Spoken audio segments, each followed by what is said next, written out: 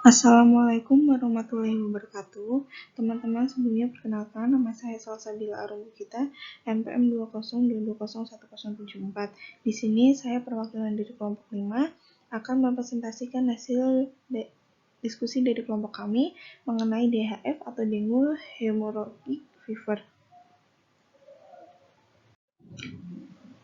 Berikut anggota dari kelompok 5 yang berjumlah 14 mahasiswa. Yang pertama, latar belakang. Dengue hemorrhagic fever atau DHF atau biasa yang dikenal dengan demam berdarah dengue atau DBD merupakan penyakit infeksi virus akut yang disebabkan oleh virus dengue yang tergolong arthropod burnevirus, genus Flavivirus, famili Flaviviridae.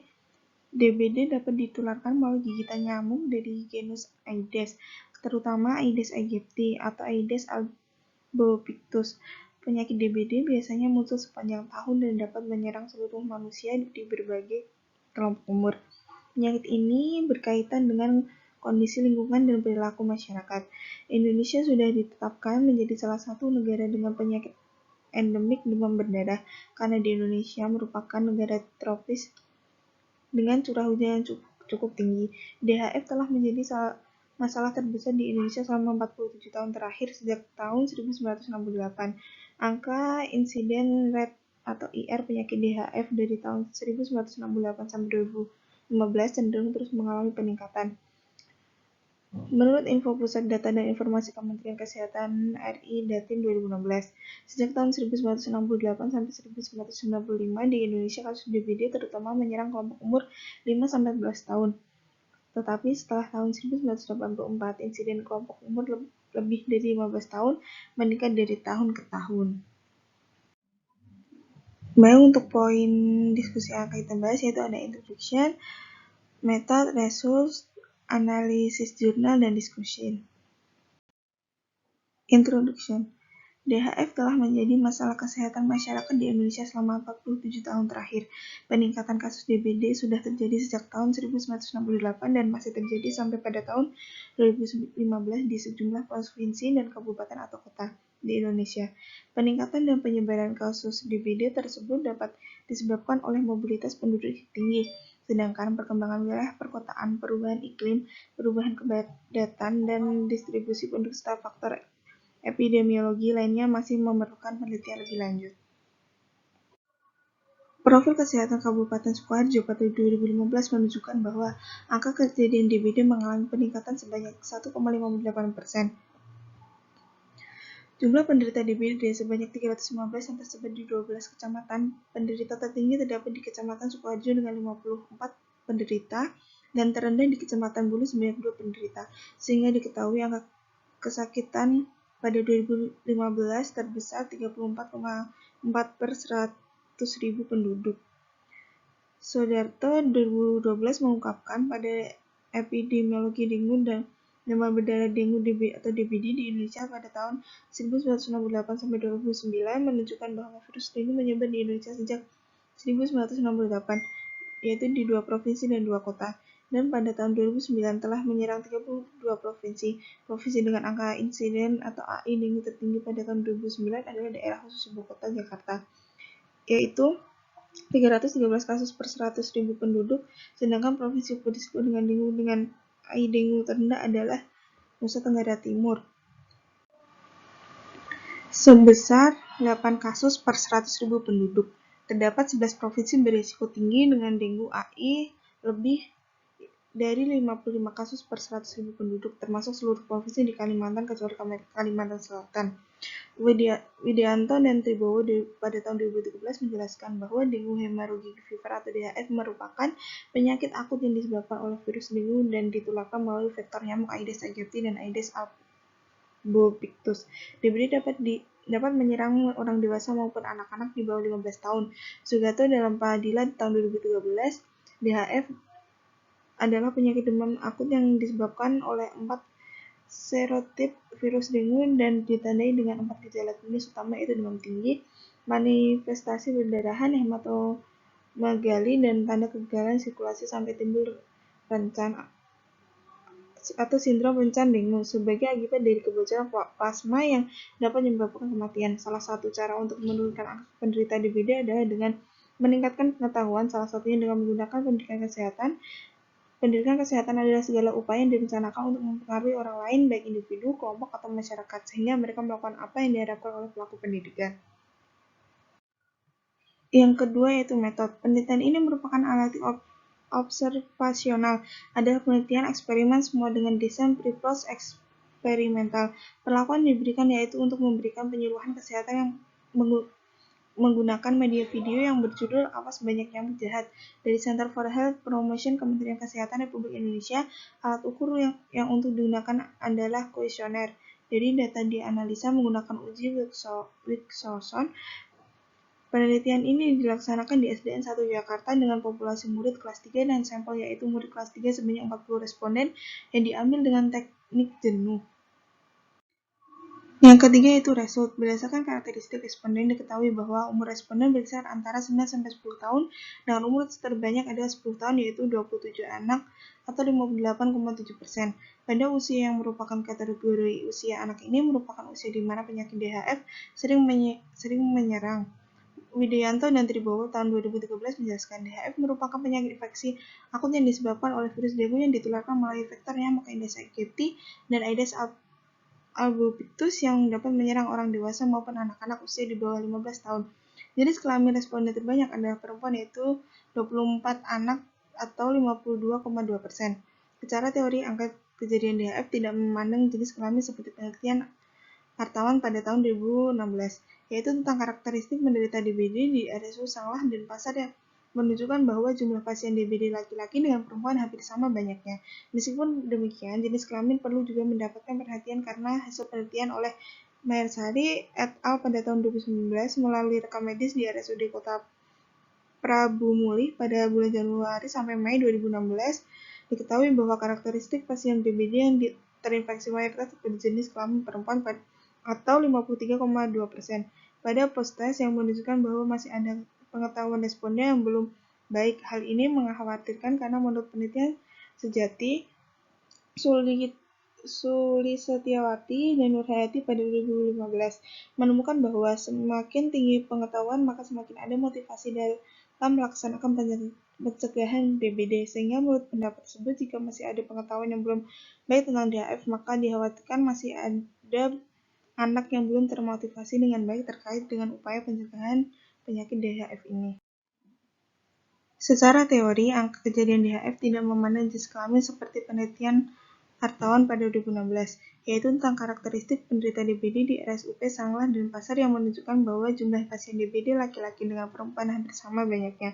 Meskipun demikian, jenis kelamin perlu juga mendapatkan perhatian karena penelitian oleh Mahersari et al.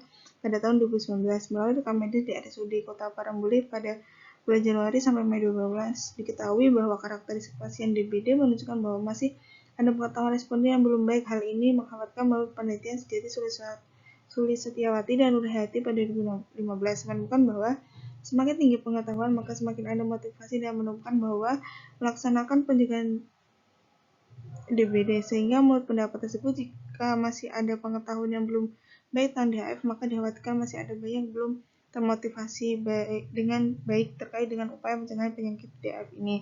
Hasil analisis uji Wilkinson diketahui pengetahuan sesudah intervensi MEN sama dengan 82,39 sampai SD 7,58, lebih besar daripada sebelum intervensi MEN 76,09 SD sama 9,00, sehingga dapat disimpulkan terdapat pengaruh intervensi yaitu pemberian pendidikan kesehatan menggunakan media audiovisual dalam meningkatkan nilai pengetahuan anak tentang DHF. Selanjutnya yang keempat yaitu analisis jurnal. Hasil analisis yang didapatkan meliputi deskripsi nilai pretest dan nilai post-test. Nilai pretest diketahui yaitu rata-rata nilai yang didapatkan adalah 76,09 dan nilai tengah 75, nilai minimum 50 dan nilai maksimum 90 serta simpangan baku 9,00 sedangkan deskripsi nilai post-test yaitu rata-rata nilai 82,39 dan nilai tengah 85, nilai minimum 55 dan nilai maksimum 95 serta simpangan baku 7,58. Hasil uji normalitas menggunakan Shapiro week didapatkan nilai sebagai berikut. Dari jumlah sampel yang digunakan sebanyak 46 anak, maka dilihat bahwa data nilai sebelum pemberian pendidikan kesehatan memiliki nilai sig 0,00 adalah berdistribusi tidak normal, dan nilai sesudah pemberian pendidikan kesehatan memiliki nilai sig 0,001, sehingga kelompok data tersebut juga berdistribusi tidak normal. Berdasarkan uji normalitas tersebut, maka uji statistik yang digunakan adalah uji Wilson. Data tabel 5 menunjukkan nilai pengetahuan sudah intervensi MEN 82,39, SD 7,58, lebih besar daripada sebelum intervensi MEN 76,09, SD 9,00, dengan efek size consist sama dengan 1,1753 dan P 0,001, sehingga dapat disimpulkan bahwa terdapat pengaruh yang tinggi pada intervensi dalam peningkatan nilai pengetahuan anak tentang DHF. Berdasarkan karakteristik responden, diketahui bahwa umur responden berkisar 9 sampai 10 tahun dengan umur terbanyak adalah 10 tahun, yaitu 27 anak atau 58,7%. Pada usia yang merupakan kategori usia anak ini merupakan usia di mana penyakit DHF sering menyerang. Widianto dan Tribowo pada tahun 2013 menjelaskan, DHF merupakan penyakit infeksi akut yang disebabkan oleh virus dengue dan ditularkan melalui vektor nyamuk Aedes aegypti dan Aedes albopictus yang dapat menyerang orang dewasa maupun anak-anak usia di bawah 15 tahun. Jenis kelamin responden terbanyak adalah perempuan, yaitu 24 anak atau 52,2%. Secara teori, angka kejadian DHF tidak memandang jenis kelamin seperti penelitian awal pada 2016, yaitu tentang karakteristik penderita DBD di RSUP Sanglah dan Pasar yang menunjukkan bahwa jumlah pasien DBD laki-laki dan perempuan hampir sama sebanyaknya.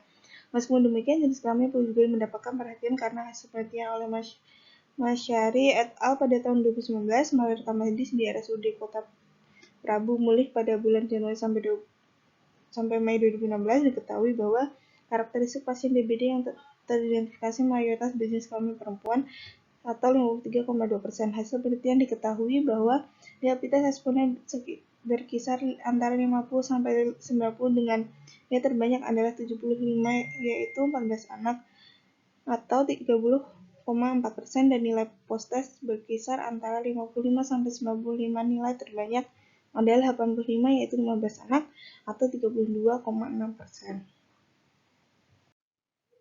Menurut kategori dalam penelitian ini, nilai terbanyak baik pretest maupun post-test, termasuk dalam kategori baik atau skor lebih dari 65 sampai 100. Meskipun demikian, adanya nilai 50 pada pretest dan 55 pada post-test yang menunjukkan bahwa masih ada pengetahuan responden yang belum baik. Hal ini mengkhawatirkan karena menurut penelitian Sujati, Sulistiawati, dan Nurhaiti pada 2015 menunjukkan bahwa semakin tinggi pengetahuan, maka semakin ada motivasi dalam melaksanakan pencegahan DBD. Sehingga menurut pendapat tersebut, jika masih ada pengetahuan yang belum baik tentang DHF, maka dikhawatirkan masih banyak anak yang belum termotivasi dengan baik terkait dengan upaya pencegahan DHF ini. Selanjutnya discussion. Berdasarkan penelitian pretest, nilai paling banyak diperoleh ada 75, yaitu nilai 14 anak atau 30,4%. Dan sementara penelitian post-test, nilai yang paling banyak diperoleh adalah 85, yaitu 15 anak atau 32,6%. Namun masih ada anak yang mendapatkan nilai 50 pada pretest dan 55 post-test. Hal ini menunjukkan bahwa masih saja ada anak yang memiliki pengetahuan yang kurang mengenai DHF. Ini cukup mengkhawatirkan karena menurut Sulistiawati dan Nurhaiti pada 2015, semakin tinggi pengetahuan maka semakin ada motivasi dalam melaksanakan pencegahan DBD. Berdasarkan pendapat tersebut, jika masih belum memiliki pengetahuan mengenai DHF dengan baik, dikhawatirkan masih ada anak yang belum termotivasi dalam upaya pencegahan penyakit ini. Sesuai dengan yang dinyatakan oleh Adnani pada tahun 2011, bahwa pendidikan kesehatan merupakan segala upaya yang direncanakan dalam mempengaruhi orang lain, baik individu, kelompok, atau masyarakat, sehingga mereka melakukan apa yang diharapkan. Maka dalam penelitian ini, peneliti merencanakan Penkes tentang DHF sehingga dapat mempengaruhi peningkatan pengetahuan tentang DHF. Hal ini didukung oleh penelitian Imran pada 2017 yang menunjukkan bahwa terjadi peningkatan pengetahuan remaja putri kelas 10 SMA N2 Gua sesudah diberikan penyuluhan kesehatan. Pendapat ini juga sesuai dengan penelitian Kusumawati pada tahun 2016, yaitu penyuluhan kesehatan berpengaruh terhadap tingkat pengetahuan, sikap, dan praktik ibu dalam pencegahan DBD, di mana pendidikan kesehatan merupakan salah satu upaya untuk memberikan pengetahuan yang dalam penelitian ini adalah tentang DHF. Pendidikan kesehatan disusun dengan tujuan untuk dapat meningkatkan pengetahuan. Terdapat beragam media yang dapat digunakan, di mana salah satunya melalui media elektronik yang dalam penelitian ini adalah media audiovisual. Penggunaan media audiovisual lebih menarik dan menurut Oka pada tahun 2017 dapat memaparkan keadaan nyata dari suatu proses, fenomena atau kejadian sehingga materi yang disampaikan lebih dapat ditangkap dan dipahami oleh responden. Media audiovisual juga terintegrasi dengan media lain seperti teks, gambar, dan video sehingga dapat memperkaya pemaparan yang dapat meningkatkan daya tangkap responden sehingga pengetahuan lebih cepat dipahami. Selain itu, media audiovisual juga mempunyai kelebihan di mana komunikasi video dan audio dapat lebih cepat menyampaikan pesan dibandingkan media teks. Hasil penelitian ini juga sesuai dengan hasil penelitian oleh Dahlan, Kumaan, dan Onibala pada tahun 2012. Dengan hasil terdapat pengaruh pendidikan kesehatan tentang bantuan hidup dasar atau BHD yang dalam penelitian menggunakan video dan demonstrasi terhadap tingkat pengetahuan tenaga kesehatan di Puskesmas Wori, Kecamatan Wori, Kabupaten Minahasa Utara. Hasil penelitian ini juga sejalan dengan penelitian yang dilakukan dalam melakukan edukasi pencegahan cedera menggunakan media video animasi. Didapatkan hasil terdapat pengaruh terhadap pengetahuan, sikap, dan keterampilan anak. Selanjutnya dapat diambil kesimpulannya, yaitu peningkatan kasus DBD sudah terjadi sejak tahun 1968 dan masih terjadi sampai tahun 2015 di sejumlah provinsi dan kabupaten atau kota di Indonesia. Peningkatan dan penyebaran kasus DBD tersebut dapat disebabkan oleh mobilitas penduduk yang tinggi, sedangkan perkembangan wilayah, perkotaan, perubahan iklim, perubahan kepadatan dan distribusi penduduk, serta faktor epidemiologi lainnya masih memerlukan penelitian lebih lanjut. Sugiarto dalam Padilla pada tahun 2013, DHF adalah penyakit demam akut yang disebabkan oleh 4 serotip virus dengue dan ditandai dengan 4 gejala klinis utama, yaitu demam tinggi, manifestasi pendarahan, hematomegali, dan tanda kegagalan sirkulasi sampai timbul rencan atau sindrom bencana dengue. Sebagai akibat dari kebocoran plasma yang dapat menyebabkan kematian. Widianto dan Tribowo pada tahun 2013 menjelaskan DHF merupakan penyakit infeksi akut yang disebabkan oleh virus dengue dan ditularkan melalui vektor nyamuk Aedes aegypti dan Aedes albopictus yang dapat menyerang orang dewasa maupun anak-anak di usia di bawah 15 tahun. Secara teori, angka kejadian DHF tidak memandang jenis kelamin seperti penelitian Artawan pada tahun 2016. Meskipun demikian, jenis kelamin perlu juga mendapatkan perhatian karena hasil penelitian oleh Mayasari et al. Pada tahun 2019 melalui rekam medis di RSUD Kota Prabu Mulih pada bulan Januari sampai Mei 2016 diketahui bahwa karakteristik pasien DBD yang teridentifikasi mayoritas berjenis kelamin perempuan atau 53,2%. Baik, mungkin itu saja yang dapat saya jelaskan. Jika ada pertanyaan, bisa langsung ditanyakan pada kelompok kami. Untuk itu saya cukupkan, kurang lebihnya mohon maaf. Wassalamualaikum warahmatullahi wabarakatuh.